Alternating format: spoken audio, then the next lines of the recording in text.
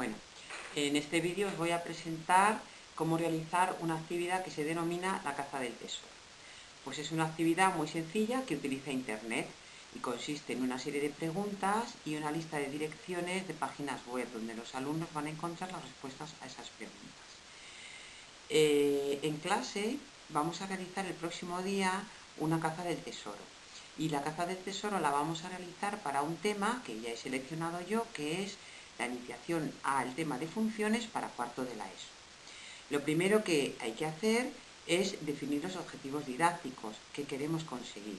Y también tendremos que determinar los criterios de evaluación para valorar el logro de esos objetivos por parte de los alumnos.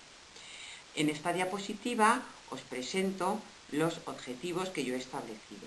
Estos objetivos los he establecido en base a la normativa y los trabajaremos el próximo día o los revisaremos el próximo día en la primera parte de la clase, que será la parte de explicación numérica.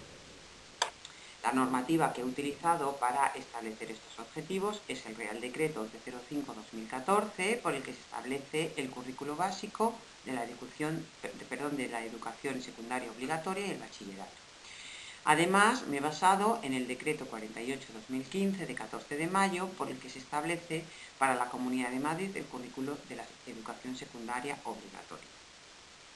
Como digo, esta parte de la actividad la trabajaremos en la primera parte de la clase. Vamos ahora a describir las partes de las que consta una caza del tesoro, que son las que vais a tener que desarrollar en clase. Bueno, en primer lugar suele aparecer una página principal donde se indica el título, ¿vale? Que suele ser corto y directo, que quede clara la temática, ¿no? El curso al que va dirigida y el autor.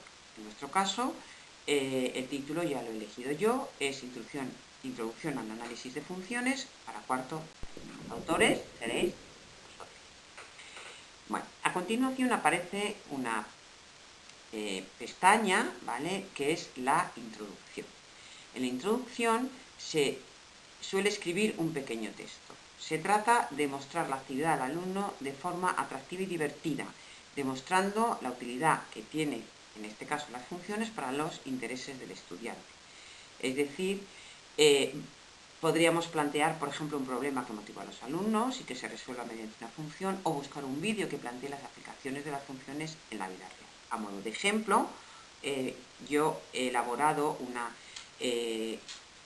pequeña caza del tesoro, que luego os daré el enlace donde os explico cómo hacerla, y pues en esa página de introducción he puesto lo siguiente. ¿Para qué sirven las funciones? ¿Te has planteado cuántas veces al día las utilizas? He incluido un texto que habla sobre Galileo y cómo escribió la primera función de la historia para relacionar el espacio recorrido dependiendo del tiempo en la caída libre de los cuerpos, y también como opción un vídeo, ahí tenéis un enlace, donde se pueden encontrar diferentes aplicaciones de las funciones. A continuación aparece una pestaña que la denominamos preguntas. ¿Qué vamos a encontrar aquí? Pues un listado de las preguntas que los alumnos tienen que contestar. Podemos establecer dos tipos de preguntas. Directas, es decir, la respuesta la encuentran en el enlace que yo le doy, o elaborada, es decir, o actividades más complejas, ¿vale? No tiene por qué ser una respuesta, puedo a lo mejor ponerle un pequeño problema, o en el caso de las funciones, pues un gráfico para que comente algo o pregunte algo. Entonces la respuesta la elaboran a partir de la información obtenida en el enlace. El número de preguntas y la dificultad, es decir, si son directas o elaboradas, o más directas o más elaboradas, depende de la profundidad del aprendizaje y sobre todo del nivel de los alumnos. Hay que intentar que las respuestas sean claras y cortas, ¿vale? Entonces, a modo de ejemplo, pues podemos, por ejemplo, plantear una pregunta directa para cada aspecto que deben conocer para realizar el análisis de funciones. ¿Qué es una función? ¿Qué otras aplicaciones tienen las funciones? O describe las aplicaciones de las funciones. ¿Qué es el recorrido de una función? ¿Cómo se calcula? ¿Cuál es el dominio de una función? ¿Cómo se calcula? A modo de ejemplo, etc. Recursos. Es la siguiente pestaña. Consiste en una lista de páginas web que el profesor va a suministrar, donde el estudiante va a encontrar la respuesta a las preguntas o a las actividades que tiene que realizar. Hay dos opciones: que cada pregunta lleve un enlace, ¿vale? Esto facilita mucho la navegación y que el alumno encuentre la información, o yo pongo primero el listado de preguntas y luego a continuación el listado de enlaces. Dependiendo del curso, optaré por una o por otra. En nuestro caso, tratándose de alumnos de cuarto de la ESO, podríamos poner las preguntas y luego el listado de enlaces al final. Yo, a modo de ejemplo, ahí os pongo una serie de enlaces donde se puede encontrar información para una caza del tesoro de funciones.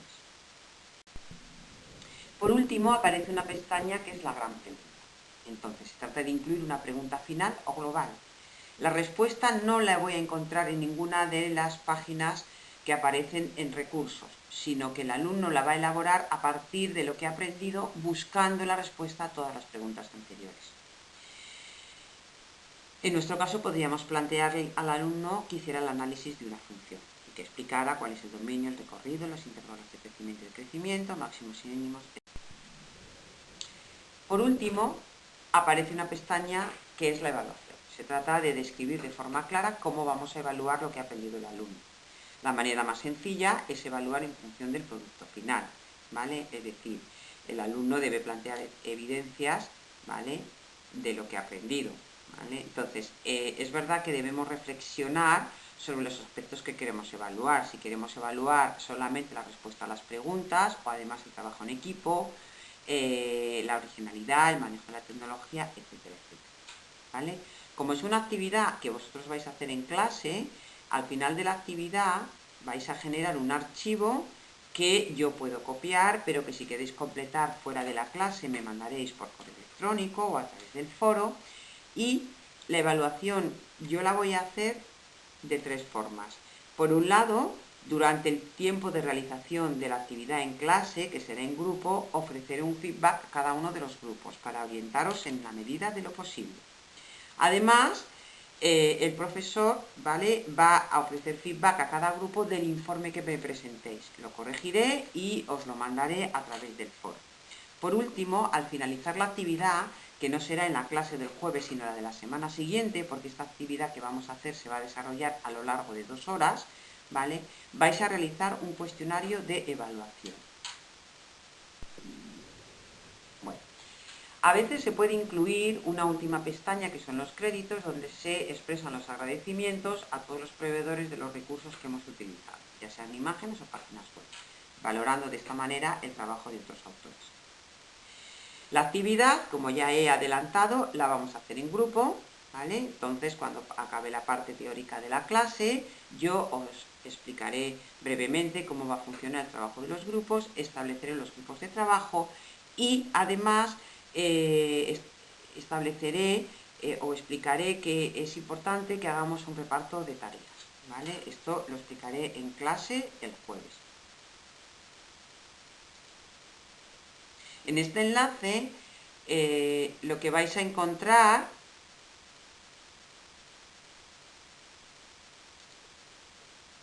es la caza del tesoro que yo he realizado, ¿vale? Es con un programa que se llama WebQuest Creator. Es muy sencillo de manejar y junto a este vídeo os voy a adjuntar otro vídeo donde explica cómo manejarlo.